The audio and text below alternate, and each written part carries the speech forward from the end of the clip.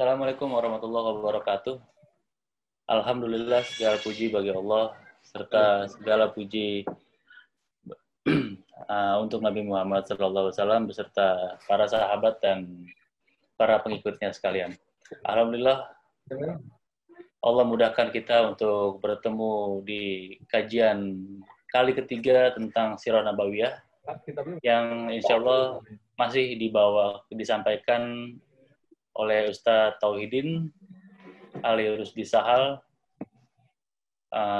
Untuk tanya jawab insya Allah jika Ustadz masih luang waktu boleh disampaikan di media chat setelah materi penyampaian Ustadz selesai. Kepada Ustadz Tauhidin, kepada Ustadz. Nah.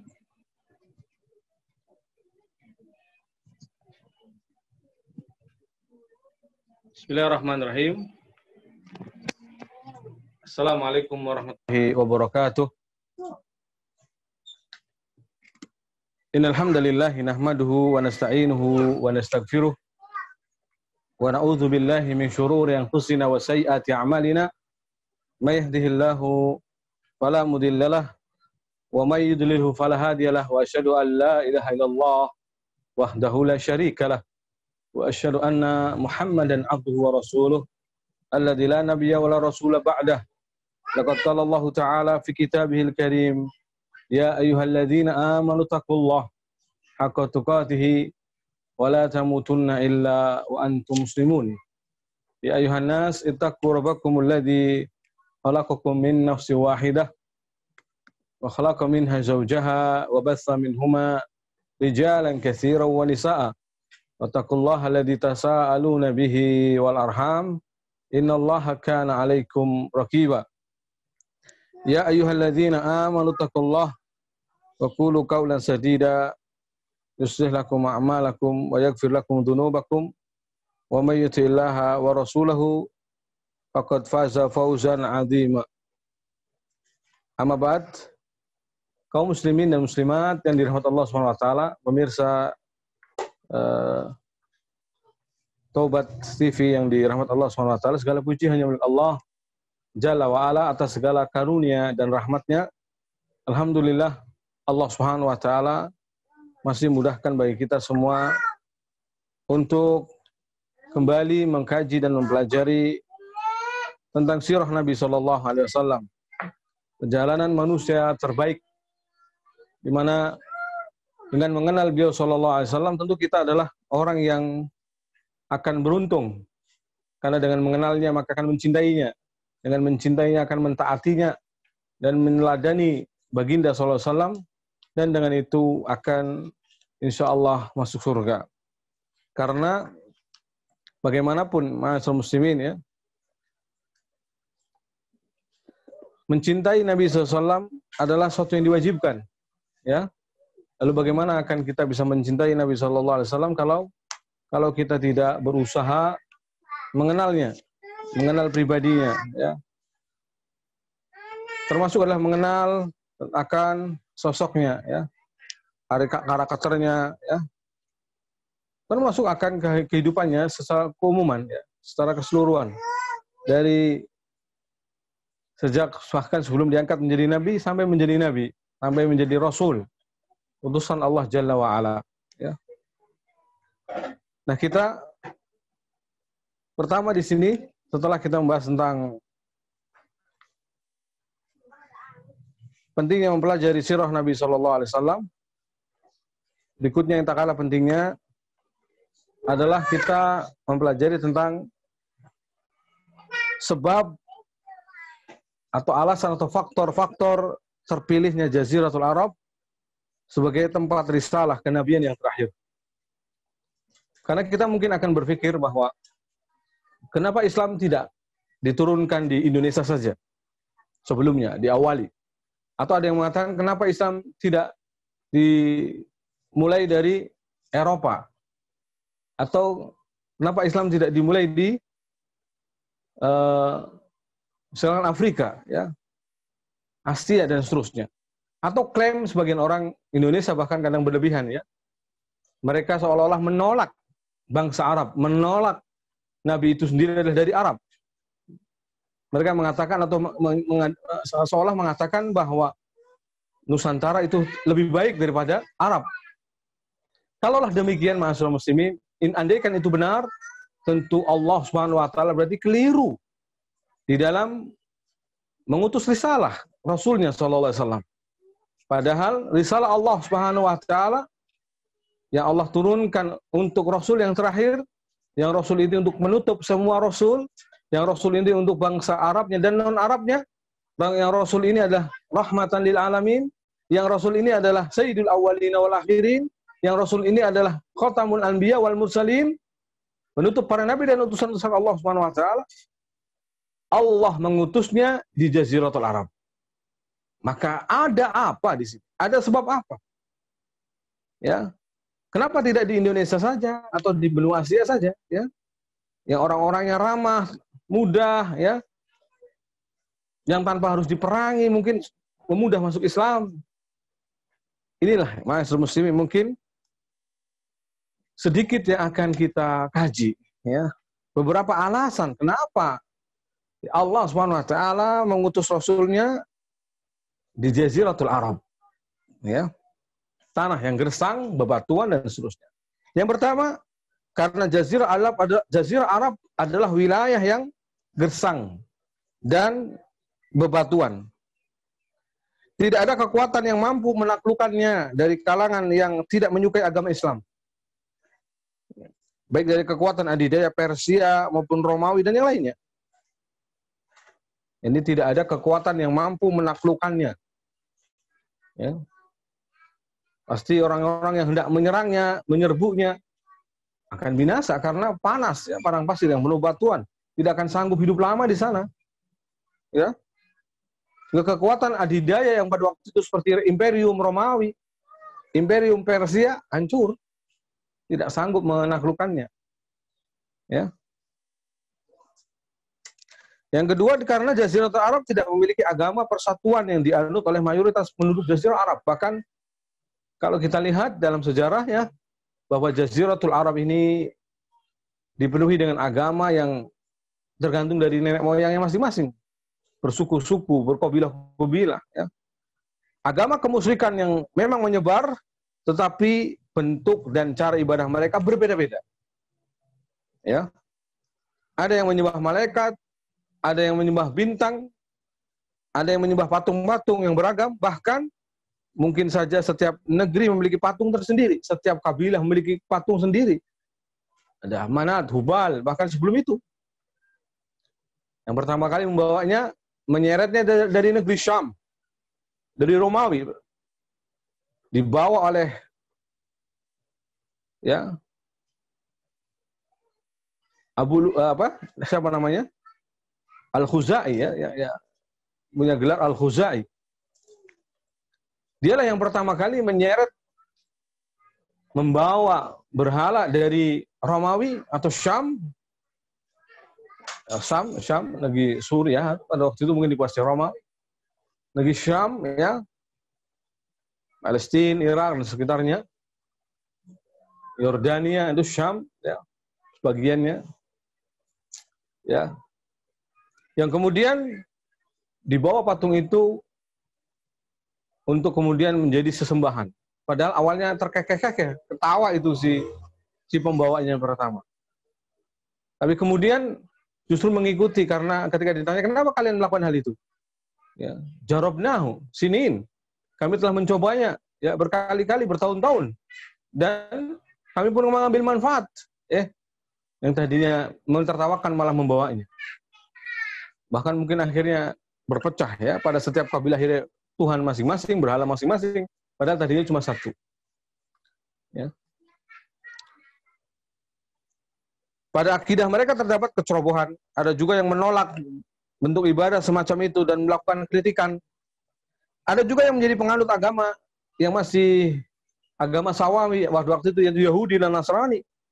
Ada pula yang sekelompok kecil yang tetap berpegang dengan sisa-sisa agama Ibrahim alaihissalam. Inilah kondisi Arab pada waktu itu, sebelum diutusnya Nabi SAW.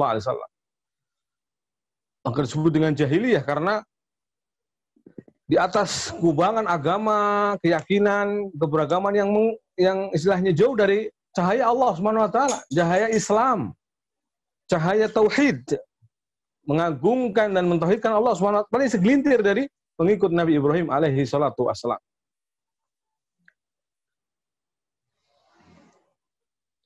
Akan tetapi ma'asyiral muslimin, ya, kondisi kultur sosial, budaya masyarakat Jaziratul Arab pada waktu itu memiliki nilai dan bobot, ya, tertentu. Ada kesukuan adalah menjadi aturan hidup bagi mereka, adat kesukuan. Kekeluargaan memiliki peranan penting sistem masyarakat mereka, ya. Oleh karena itu tatkala Muhammad SAW melakukan misi dakwahnya, maka kekuatan Bani Hashim muncul sebagai pengawal dan pelindung pamannya, pelindung, termasuk pamannya Abu Thalib tampil sebagai pembela satria, ya, yang membela Nabi SAW, meskipun akhirnya meninggal dalam kondisi di luar agama Islam, ya, atau kafir, ya. Tapi setidaknya fanatik kesukuan, fanatik kekeluargaan inilah yang akhirnya menjadi buah kebaikan bagi Nabi waktu itu. Sehingga ketika nanti kita akan belajar, ya, tentang boikot, ya, di mana Nabi SAW diboikot oleh kaum musyrikin. Salah sasinin, 3 tahun lamanya, bayangkan. Ya. Bahkan lebih mungkin, ya. Sampai dalam kondisi kelaparan, ada yang makan dedaunan. Sampai disebutkan kotoran mereka seperti kotoran hewan. Karena hanya makan seperti itu yang tumbuh di pinggir-pinggir sungai. Ya. Bayi-bayi mereka menjerit. Ini Bani Hashim, ya, yang membela Nabi SAW tatkala diboikot. Fanatik kesukuannya ini menjadikan mereka membela Nabi SAW. Ini diantara mungkin hikmahnya, ya. Ada sebuah cinta tabi'i, cinta naluri, manusiawi, ya. Secara manusia mesti akan mencintai keluarganya, mencintai manusia yang lainnya, fanatik dengan keluarga besarnya. Itu bermanfaat bagi Islam atau Nabi khususnya, dan akan tapi tidak bermanfaat bagi mereka. Kenapa? Karena kecintaan mereka kepada Nabi tidak, yakni kalau mereka tidak Islam, tidak menjadikan masuk ke dalam Islam, maka tidak akan menyelamatkan mereka. Man batu amaluhu lam yusri' bihi nasabuhu. Nabi pernah mengatakan, barang siapa yang lambat amalannya, maka nasabnya tidak bisa mempercepatnya menjadi mulia. Maka kemuliaan bukan hanya karena kedekatannya dengan Nabi SAW, bukan karena pembelaan saja pada waktu itu istilahnya, dalam waktu boikot itu, tetapi harus dalam iman. Meskipun bela, tetapi jika tanpa iman, maka, ya, jika meninggal dalam kondisi atau agama mereka, nenek moyang mereka mati atau meninggal dalam kondisi kafir. Kenapa? Karena Nabi sudah diutus. Beda kiranya mungkin ketika Nabi belum diutus, kemudian belum mendapatkan dakwah sama sekali. Jika ada benar, maka memang mereka termasuk zaman fatrah. Ya, tetapi zaman fatrah pun para ulama membaginya 2 golongan manusia, 2 golongan. Ya, fatrah yang sudah didakwai, jadi vakum dari Rasul, tetapi sudah didakwai sebelumnya. Maka ada di sana orang-orang yang masih melanjutkan. Maka meskipun seperti ini, maka hakikatnya mereka telah tegak hujah. Meskipun hidup di zaman fatrah, maka mereka masuk dalam kategori kafir ketika tidak beriman dengan agama Ibrahim alaihissalam, itu agama sebelumnya. Tapi jika zaman fatrah itu tidak menjadikan mereka tidak tersentuh sama sekali dengan dakwah sebelumnya, tidak pula mendengar, tidak pula mengerti dengan dakwah sebelumnya, maka inilah yang akan mendapatkan perlakuan khusus, yaitu dengan nanti diuji, ya, sebagaimana dalam hadis yang sahih. Kemudian ma'asyiral muslimin, di antara alasan yang lainnya kenapa Jaziratul Arab jadi pilihan dalam risalah yang diutus dengannya Nabi SAW adalah karena orang yang tinggal di Jaziratul Arab, khususnya yang tinggal di daerah Madinah, kemudian juga mereka yang jauh dari pengaruh kota, khususnya Mekah, yang lebih dalam lagi, mereka ibaratnya adalah suku pedalaman yang masih asri, karena belum terkontaminasi oleh pengaruh kehidupan kota, pemikiran, dan hal-hal lain. Maka ini mudah untuk didakwai, ya, mudah untuk dikenalkan tentang kepadanya agama yang benar, Agama yang Allah turunkan minas sama sebagai penutup dari semua agama yang ada, yang pernah Allah turunkan. Ya, membenarkan dengan ajaran agama sebelumnya, tapi kemudian menghapus yang kemudian memang perlu dihapus, ya. Dan menutup ya semua risalah sebelum Islam. Inilah agama yang mulia, itu agama Islam. Ya, Allah turunkan di tengah-tengah orang-orang yang bersih. Meskipun banyak pertentangan kita lihat ya. Meskipun para pembesar Quraisy, Mekah, kampung ya, tetapi tentu mereka orang-orang yang sangat keras bermusuhannya kepada Nabi SAW. Kafir-kafir Quraisy, Abu Jahal, Abu Lahab, dan seterusnya. Tapi setidaknya secara pemikiran yang aneh-aneh mungkin, ya tidak terkontaminasi dengan pemikiran itu semua. Sehingga andaikan mereka dikembalikan ke fitrahnya, yaitu tauhid, mereka akan mudah. Sehingga di sana ada yang berislam seperti Abu Bakar Siddiq, seperti Khadijah istrinya Nabi SAW di awal Islam, seperti dari kalangan anak-anak Ali bin Abi Thalib radhiyallahu anhu. Kemudian disusul berikutnya Abdurrahman bin Auf, Utsman bin Affan, ila akhirih, ya, dan seterusnya.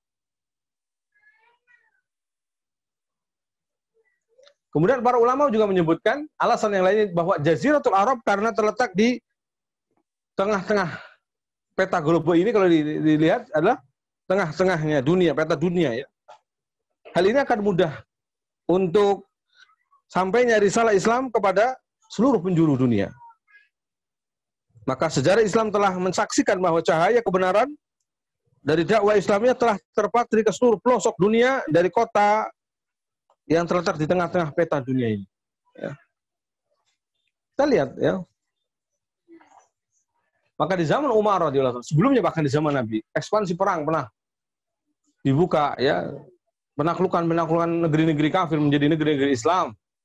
Disusul kemudian disambung lagi di zaman Abu Bakar Siddiq sampai puncaknya adalah di zaman Umar radhiyallahu taala anhum ajma'in. Umar ibn Khattab, khalifah ya Ar-Rasyidin. Umar bin Khattab yang kemudian menguasai menguasai dunia sampai 2/3. Bayangkan, bukan angka yang kecil. Jika dunia kita bagi menjadi 3, maka 2/3-nya adalah dikuasai Islam dan 1/3-nya belum ditaklukkan atau masih negeri-negeri dengan agamanya masing-masing. Ya. Ini besar sekali ya. Luar biasa. Karena dimulai dari Jaziratul Arab.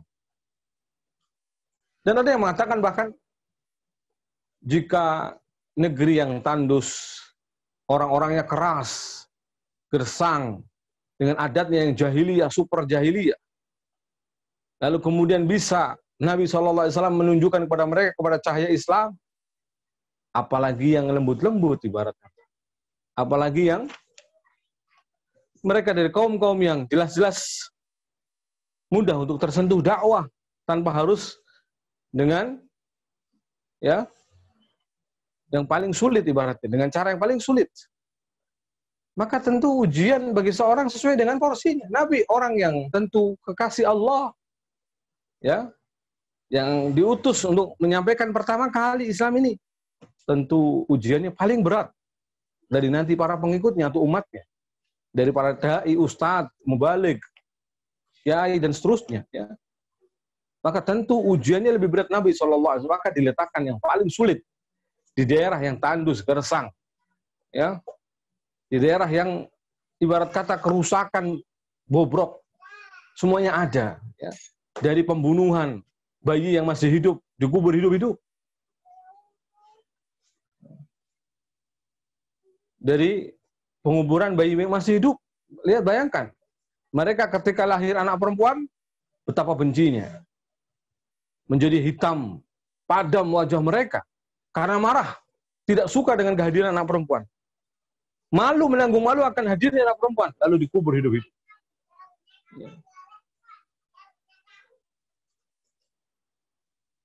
mereka ya dengan dosa-dosa yang sangat banyak, perzinaan, bahkan dosa-dosa jahiliyah di antaranya adalah fanatik sukuan, kemudian perzinaan ya.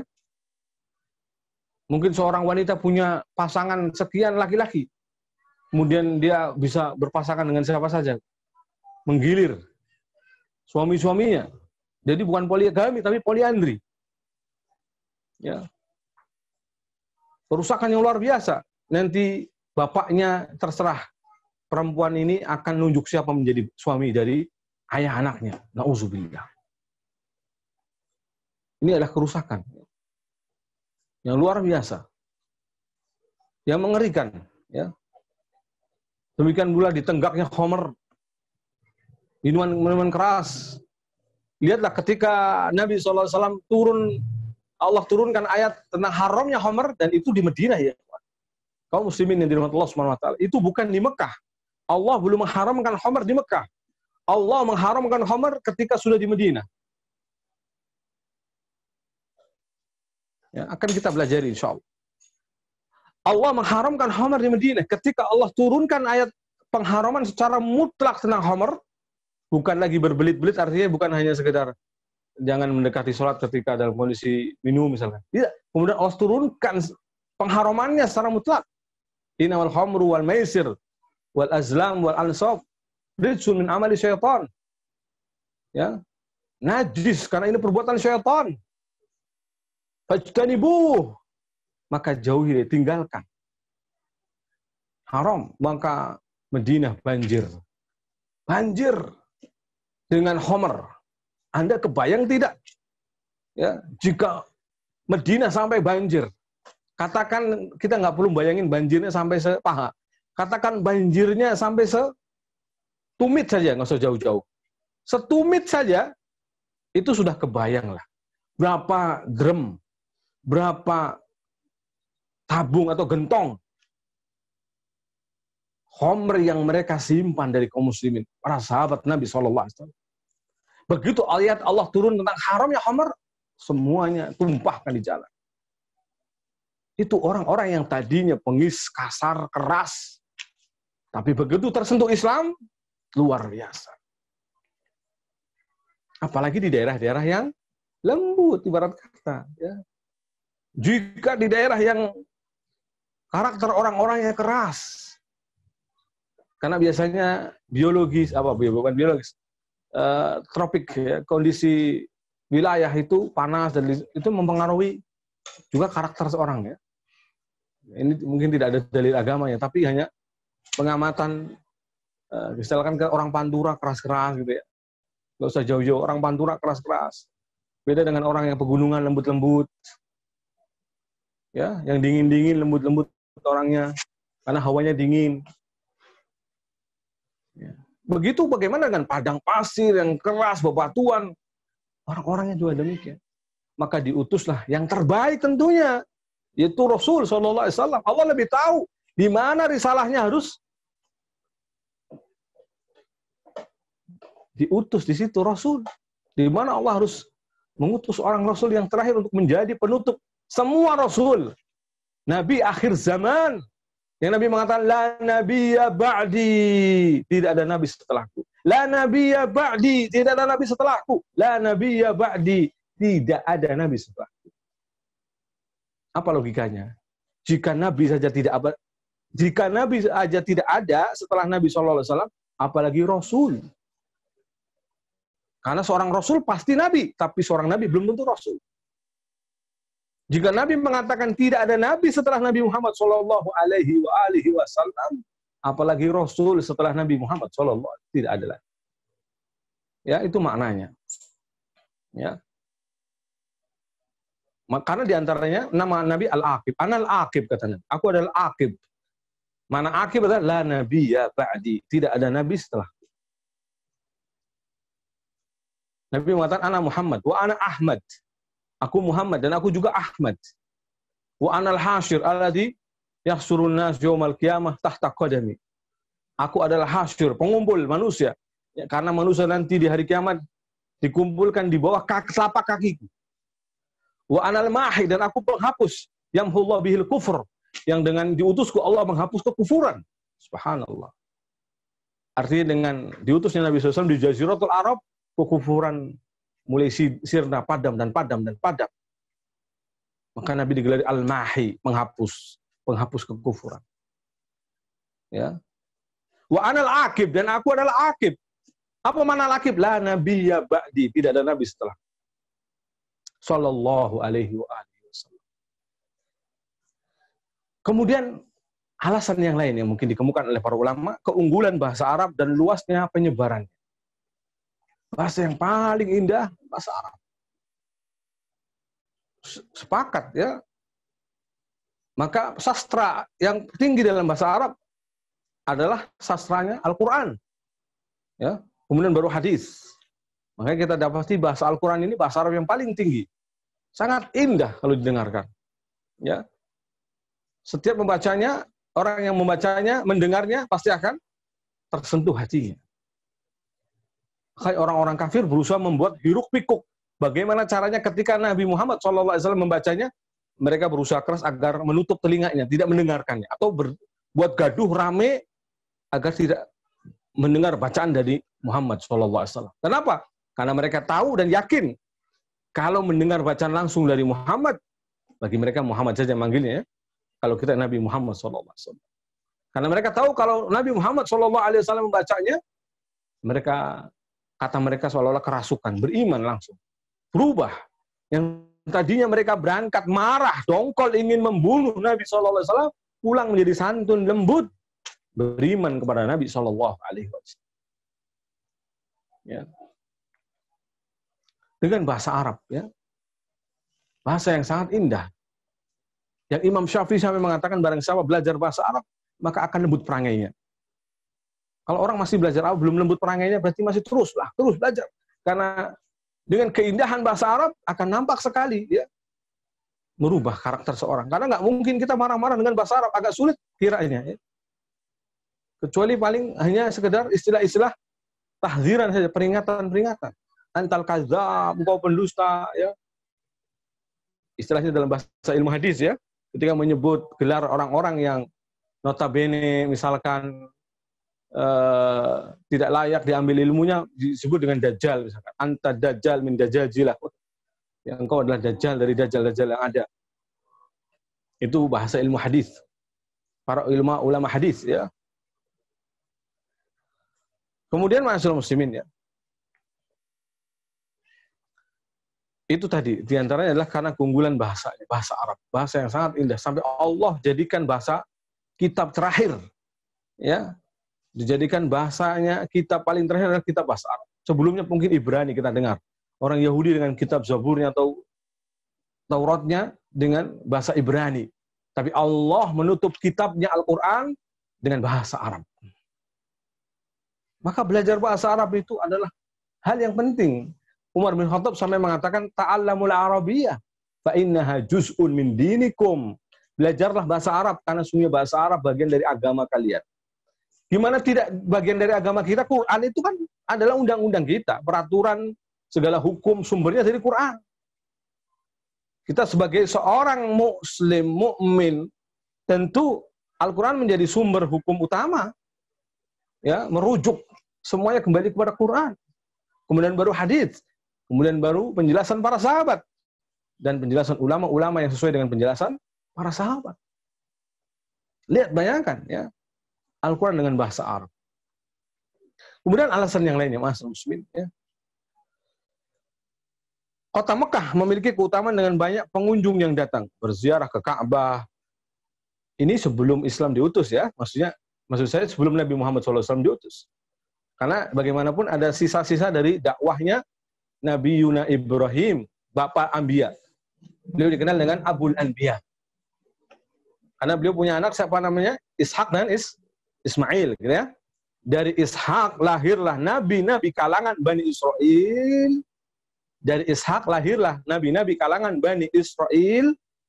Nabi-nabi Israel itu turunan Ishak. Kemudian dari Nabi Ismail lahirlah Nabi kita Muhammad sallallahu alaihi wasallam. Karena Muhammad ibn Abdullah bin Abdul Muttalib bin Hashim bin Abdul Manaf bin Qusay bin Kilab bin Murrah bin Ka'ab, bin Lu'ay, bin Ghalib, bin Fihr, bin Malik, bin Nadr, bin Kinanah, bin Khuzaimah, bin Mudrikah, bin Ilyas, bin Mudar, bin Nizar, bin Ma'ad, bin Adnan. Dan Adnan min duriyati Ismail alaihi salam. Ma'asyiral muslimin, ya, rahimanallahu wa iyyakum. Anak-anak kita perlu diajarkan tentang sirah Nabi. Penting sekali belajar sirah Nabi. Bahkan nasab Nabi dihafal. Jangan sampai nama-nama anak artis, bahkan ya, bukan hanya artis Indonesia, anak-anak sekarang, artis Korea, artis Jepang, kok hafal nama-namanya. Giliran nama Nabi yang disebut, ya. Siapa nama Nabi? Nama lengkapnya, longap-longo, bingung. Hafalkan, ya, mudah. Kota Mekah, kita katakan, ya. Itu kota yang menjadi sentral, di mana selalu dikunjungi jamaah haji dari seluruh penjuru dunia. Bahkan tempat diadakannya istilah perlombaan, ya, diadukannya sastra dan syair, konferensi sastra dan syair seluruh dunia pada waktu itu. Maka semua itu akan lebih mempermudah sampainya berita, ya, ke belahan Jazirah Arab yang lainnya atau bahkan ke penjuru dunia, ya, melalui mereka yang telah datang ke negeri Arab. Dengan diutusnya Nabi di tengah-tengah, bahkan dari kota Mekah, kota yang mulia, ya, yang Nabi SAW ketika hijrah pernah mengatakan, ya, sesungguhnya aku mencintaimu, wahai kota Mekah. Kalau bukan karena kaumku mengusirku darimu, aku tidak akan pernah meninggalkan. Bayangkan, sesungguhnya aku mencintaimu. Kalau bukan karena kaumku mengusirku darimu, maka niscaya aku tidak akan pernah meninggalkan. Inilah yang menjadikan bahkan para ulama kita mengatakan hijrah dari negeri, meskipun itu negeri tanah kelahiran kita, bahkan kita di situ adalah kemuliaan kita, tapi jika itu untuk kemaslahatan yang lebih besar, maka dibolehkan. Nabi pun hijrah ke Madinah atas perintah Allah Jalla wa Ala, para sahabatnya pun bahkan hijrah lebih awal diperbolehkan oleh Nabi SAW, ya, berduyun-duyun, berbondong-bondong hijrah. Bahkan ada yang hijrah dicegat di tengah jalan oleh kafir Quraisy karena mereka mengatakan, kamu kesini kaya raya, kamu juga perantau, datang ke Mekah menjadi kaya raya, terus giliran kamu masuk Islam, masuk ajaran Muhammad, kamu ingin hijrah bersama hartamu, enak saja. Jangan kau bawa hartamu. Kalau mau hijrah, hijrahlah kamu dengan badanmu saja. Masya Allah. Lalu dia katakan, apakah dengan aku meninggalkan hartaku, kau akan bebaskan? Kata mereka, iya. Kalau begitu ambillah harta seluruhnya, hartaku, padahal dia adalah orang kaya raya. Hartanya semuanya dilepas, direlakan karena mengikuti instruksi perintah Rasulullah SAW untuk hijrah ke Madinah. Yang Nabi Sadi telah mencontohkan dengan contoh yang sangat indah.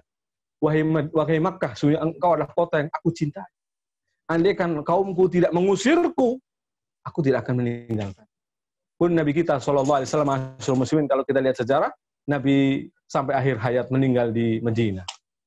Berkunjung ke Mekah hanya, ya, tahun sebelum beliau meninggal, yaitu Hajjatul Wada, atau sebelumnya Fatu Makkah, ya. Fatu Makkah. Ya, lihat Nabi SAW setelah di Madinah pun tidak kembali ke Mekah, kecuali hanya untuk urusan-urusan tertentu. Ma'asyiral muslimin yang dirahmati Allah Subhanahu wa taala. Kita yang lihat di sini Mekah menjadi sentral pada waktu itu. Ya, basis di mana orang berkumpul seluruh dunia untuk melaksanakan haji, ya. Maka tentu ketika Islam diutus di sana, maka cepat tersebar otomatis melalui lisan-lisan mereka, para jamaah haji dan seterusnya. Kemudian Ibnu Khaldun bahkan menambahkan dalam kitab Muqaddimahnya, ya, penduduk Jaziratul Arabiyah adalah manusia pertengahan berdasarkan segi perawakan tubuh, kata beliau. Warna kulit, akhlak, dan agama, kepercayaan. Hingga mayoritas nabi-nabi yang diutus berasal dari belahan dunia Arab. Mayoritas nabi-nabi, kata beliau, ini kata beliau, ya, yang diutus berasal dari belahan dunia Arab atau Jaziratul Arab. Kita belum mendengar adanya berita kenabian yang muncul dari belahan selatan atau belahan utara dunia ini. Karena Nabi dan Rasul harus memiliki kesempurnaan dari segi fisik dan moral, ya, Dan Allah pernah berfirman tentang umat ini, kuntum khaira ummatin ukhrijat linnas. Engkau adalah sebaik-baik manusia, sebaik-baik umat yang dilahirkan untuk manusia. Sebaik-baik umat yang dilahirkan untuk manusia. Ya.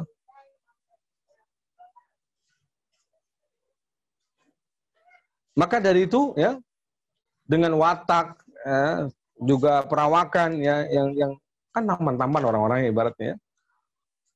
Dan juga sebagiannya ada watak yang baiknya secara sisi watak. Itu tabiat Arab itu dermawan. Dermawan, ya. Kita tahu di sana bahkan disebutkan dalam kitab-kitab sejarah bahwa sebelum Islam datang, ya, andai kan ada tamu kemudian dia tidak memiliki kecuali onta satu-satunya, maka onta disembelih untuk menjamu tamunya. Itulah kedermawan yang luar biasa. Bukan orang yang pelit, bukan orang-orang pelit, mereka adalah orang-orang dermawan. Ya. Karena karakter dermawan tentu akan mudah menarik orang yang tentunya butuh kepadanya atau ingin mendapatkan bagiannya. Demikianlah, ya. Sehingga Islam diutus di sana, ya, dari karakter orang-orang yang selain daripada, maksudnya perbuatan jahiliyahnya ada, tetapi karakter-karakter dari bawaan mereka juga sangat indah, ya. Itu di antaranya adalah karakter orang-orang yang dermawan, ya. Maka dengan demikian, masyaallah muslimin, kita pun mengetahui tentang keutamaan Jaziratul Arab, sehingga tidak ngece, ya, menghina dan merendahkan. Bahkan ada sebagian orang yang anti Arab, sedikit-sedikit anti Arab, padahal yang mereka mengatakan itu anti dan anti Arab itu sendiri, itu adalah bagian dari ajaran Islam. Karena kalau kita kembalikan ke Arab dalam aslinya Arab, ya jahiliyah itu sendiri. Ya, kita memang harus anti kalau yang seperti ini. Tetapi mereka ketika menyebutkan hal-hal yang kata itu kan adat Arab, bukan adat Arab, itu Islami. Kalau lihat adat Arab justru jahiliyah, telanjang. Ya, tawafnya mereka itu telanjang, bulat, bukan telanjang dada saja, bukan telanjang betisnya saja, tidak, telanjang bulat. Orang jahiliyah dulu itu tawafnya telanjang bulat. Hanya digilir waktunya. Misalkan waktu siang untuk laki-laki, semuanya yang tawaf laki-laki telanjang bulat. Kemudian untuk malam misalkan perempuan, telanjang bulat semuanya. Dan masing-masing tidak boleh saling melihat. Hanya aja aturan seperti itu. Tapi mereka, ya, demikian keadaannya sebelum Islam diutus. Itulah yang disebut dengan adat Arab yang dulu. Maka kalau orang, ya, terlalu naif kalau mengatakan sedikit-sedikit ini Arab. Padahal Arab itu kalau dilihat ke belakang yang jahiliyah itu justru yang seperti ini, yang telanjang, yang tidak berpakaian. Adapun berhijab, ya, berpakaian yang indah dengan hijab yang rapi, yang sopan, itulah justru Islami. Itulah yang aturan Rasul Shallallahu Alaihi Wasallam, aturan Allah yang dibawa oleh Rasul Shallallahu Alaihi Wasallam. Kita umatnya jangan mau diadu domba, ya, seolah-olah ditipu dengan itu adalah Arab dan Arab. Padahal, ya, kalaupun iya, tapi itu kan dibenarkan di dalam Islam dan dijadikan itu adalah sebagai aturan dalam Islam. Ya. Andai kan tadinya itu pakaian Arab kemudian dijadikan pakaian Islam, ya itulah yang dibolehkan. Ya. Itulah yang jadi aturannya. Nah. Allah SWT. Kalau ada pertanyaan, mungkin bisa, ya.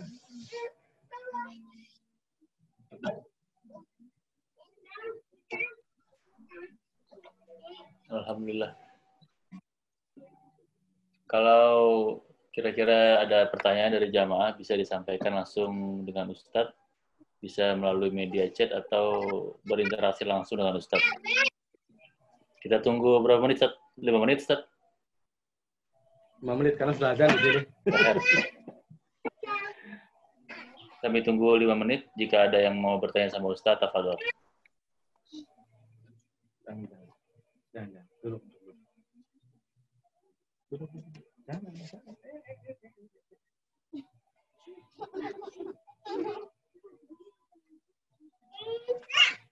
Oh, jangan, nanti ambruk.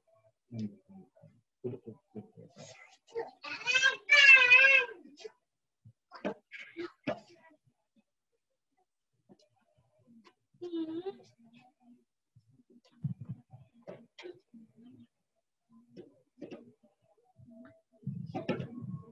Apa itu pertanyaannya?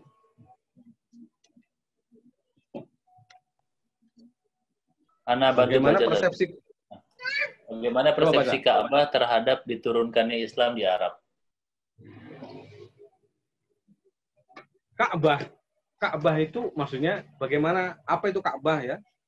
Ka'bah sebelum Nabi kita maksudnya Sallallahu Alaihi Wasallam diutus adalah bagian dari agama Islam. Artinya dibuat, bahkan kalau Anda nanti belajar sejarah, saya punya ada beberapa riwayat ya, tapi semuanya belum bisa kita teliti apakah sahih atau tidak, tapi beberapa riwayat bahkan Ka'bah ini dibuat juga oleh para malaikat. Kemudian di zaman Nabi Adam, kemudian khusus sendiri yang ada disebutkan dalam Al-Quran, dalilnya adalah disebutkan dibuat oleh Nabi Ibrahim dan anaknya atau putranya Ismail alaihi wassalam ya. Dan itulah Ka'bah yang ada di Mekah sekarang ini. Meskipun bentuknya sudah berbeda. Ya. Karena Nabi mengatakan kalau bukan karena barunya mereka masuk Islam, lam ahdi bil Islam, ya kata Nabi, kalau bukan karena mereka adalah kaum yang baru beberapa saat masuk Islam, niscaya aku akan hancurkan Ka'bah lalu aku bangun seperti semula sebagaimana bangunan yang dibangun oleh Ibrahim dan Ismail alaihi wasallam, bapaknya atau moyangnya Nabi sallallahu alaihi wasallam, Nabi Muhammad sallallahu alaihi wasallam. Tapi karena khawatir ya bahwa Nabi menghancurkan Ka'bah, disebut Nabi menghancurkan Ka'bah, maka Nabi tidak jadi melakukan hal demikian. Ya, itulah rahmatnya Nabi. Nabi tidak ingin umatnya pecah. Nabi tidak ingin umatnya kembali murtad gara-gara perbuatan Nabi Shallallahu Alaihi Wasallam. Padahal tentu, ya, meskipun akhirnya terjadi ada perombakan sempat ya di zaman khalifah, ya. Nah, tapi ala kulli hal Nabi betapa sayangnya pada umat ini sampai pun Ka'bah, ya, pernah ingin dikembalikan sebagaimana pembangunan yang pertama kali dibangun oleh Ibrahim alaihissalam dan juga putranya Ismail alaihissalam, Nabi Ismail. Tapi Nabi tidak jadi melakukan hal itu karena khawatir akan dikatakan bahwa Nabi menghancurkan Ka'bah, merusak tatanan akhirnya kan. Yang mereka tadinya tahunya seperti itu, Ka'bah itu ya tahunya seperti itu. Padahal Ka'bah yang dibangun oleh Nabi Ibrahim, hijir itu masuk ke dalam. Hijir itu artinya kamar kan. Hijir Ismail itu kamarnya Nabi Ismail. Jadi kamarnya itu di dalam Ka'bah harus masuk dalam kategori tahu. Makanya sampai hari ini meskipun hijir itu di luar, orang yang tawaf mengelilingi hijir, tapi masuk ke dalamnya, maka dia dianggap belum tawaf. Tidak dianggap tawaf. Kenapa? Karena berarti dia muternya bukan di putaran Ka'bah, luarnya Ka'bah, tapi hakikatnya di dalamnya Ka'bah. Nah gitu ya. Maka hijir harus belakangnya hijir, nggak boleh dalamnya hijir. Ya. Karena hijir itu bagian dari Ka'bah itu sendiri. Hijir Ismail.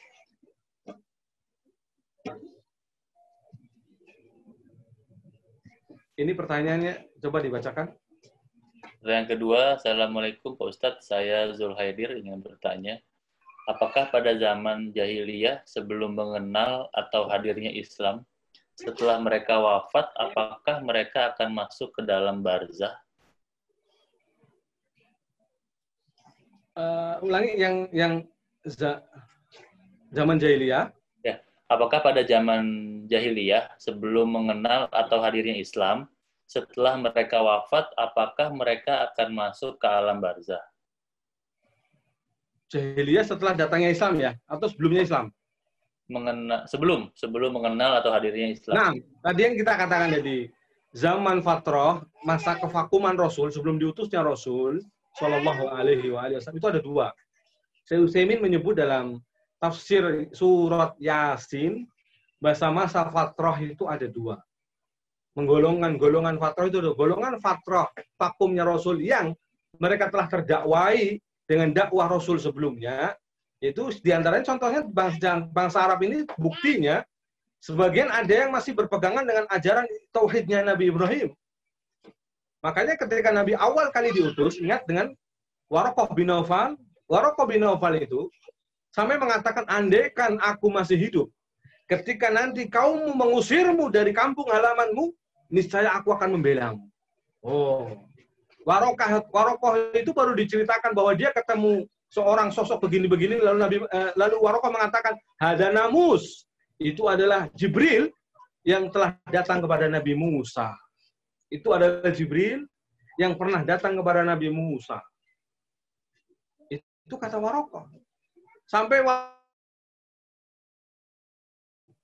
engkau diusir oleh orang-orang dari kampung halamanmu, niscaya aku akan membelamu. Andai kan aku masih hidup, ya.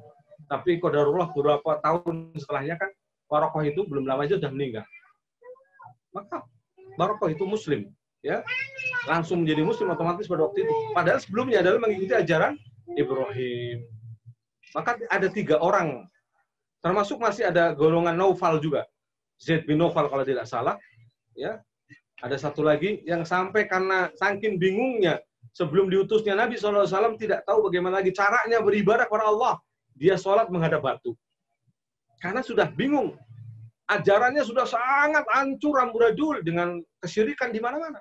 Dan kita ingat tadi, kesyirikan itu tadinya di bangsa Arab tidak ada, Jaziratul Arab. Tapi setelah datangnya, atau setelah seorang, apa namanya, saya lupa betul-betul, Al-Khuzai, yang gelarannya Al-Khuzai. Ada ingat anak-anak? Al-Khuzai, ya.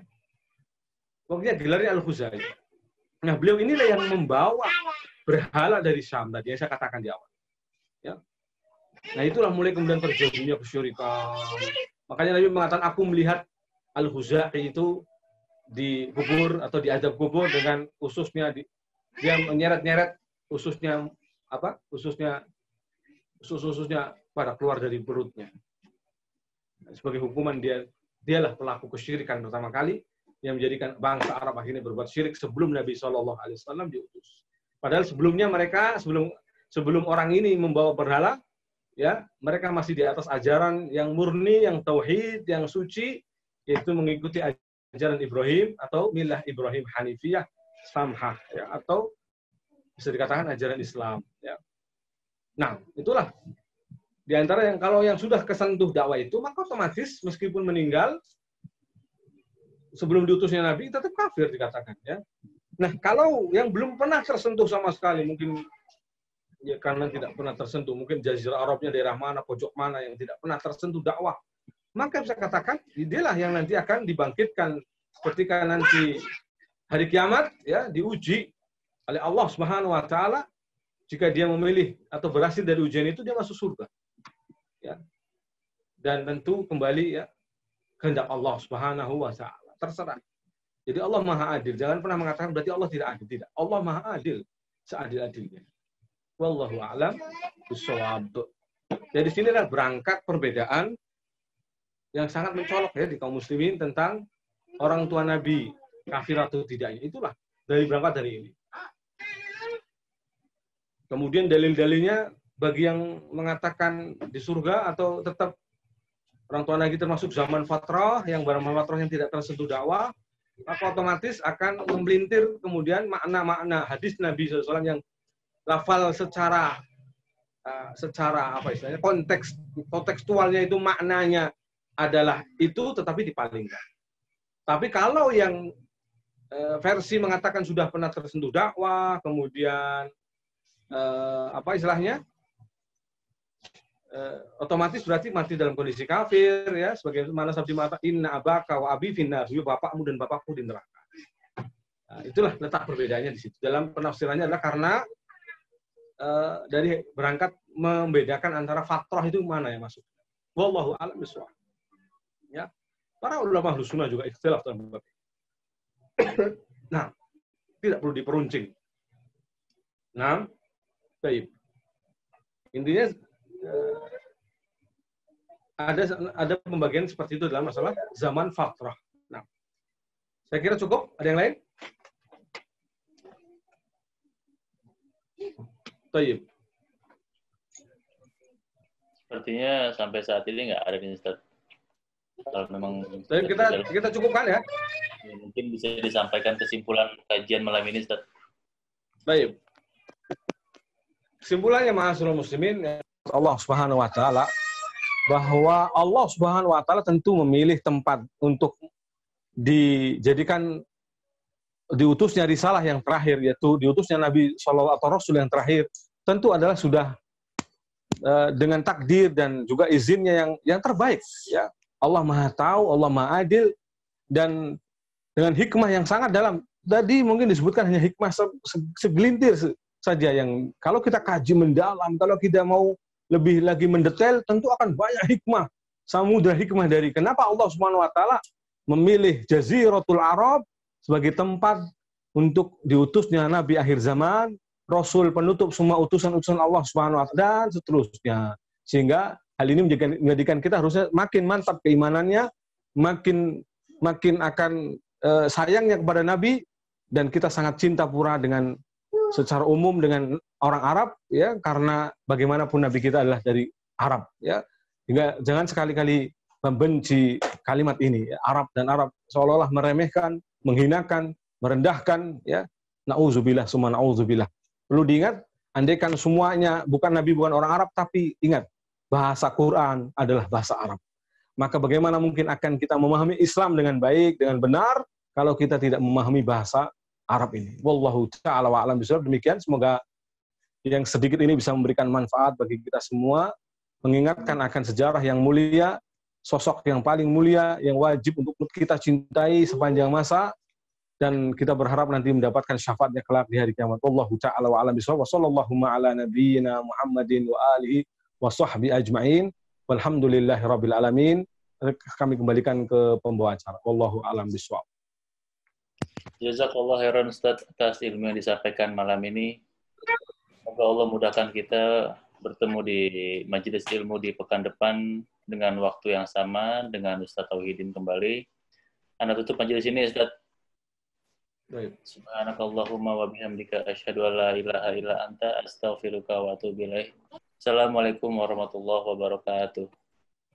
Waalaikumsalam.